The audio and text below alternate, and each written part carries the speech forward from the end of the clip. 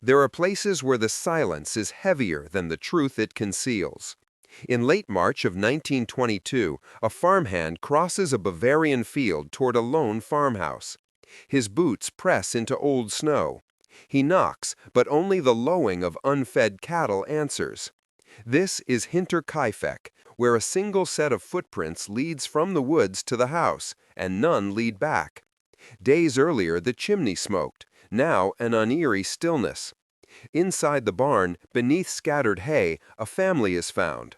The doors are bolted. A lantern has burned itself out. The story begins and ends with a path that stops at its own threshold. From a home silenced by violence, we turn to an identity meticulously erased. On a charred hillside above Bergen, Norway, in 1970, hikers find the Isdal woman. The air smells of fuel. A watch has stopped. Among the ashes, police discover coded notes and clothes with every label cut away. Suitcases later found at a train station are filled with disguises, their contents pointing not to a person, but to a carefully constructed void.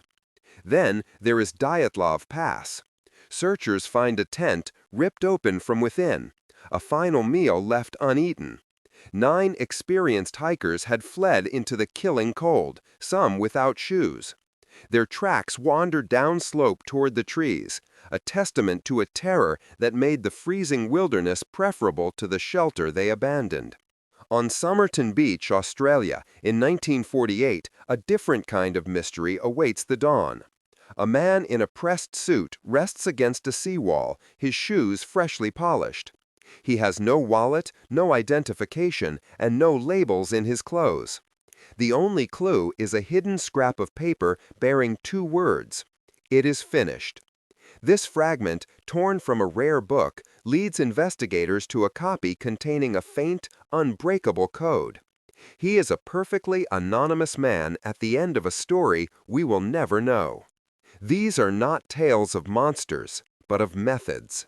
We scrutinize the evidence, testing theories of a lone killer against the possibility of a state-sponsored act. We weigh tragic accident against a staged scene. But the timeline refuses to cooperate.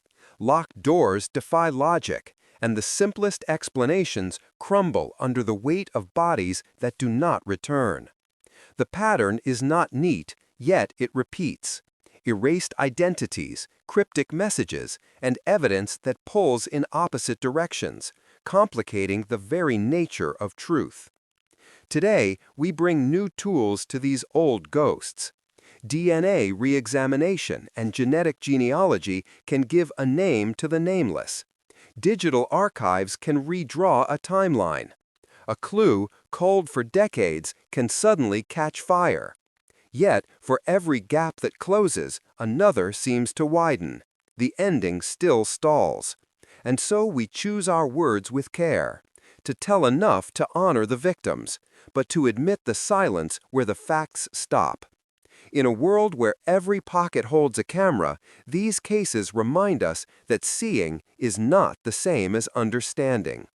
That even now, some doors remain locked, and some silences are absolute.